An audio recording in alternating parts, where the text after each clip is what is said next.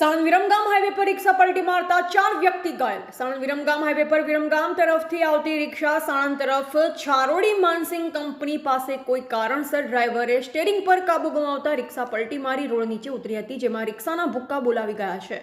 રિક્ષામાં બેઠેલા 4 ઇસમોને વધુ ઈજા થતા તાત્કાલિક 108ને ફોન કરતા ઘટના સ્થળે 108 પહોંચતા સારવાર માટે સાણંદ ખાનગી હોસ્પિટલમાં સારવાર માટે મોકલવામાં આવ્યા હતા। Bureau report DT news live 24 Sanand.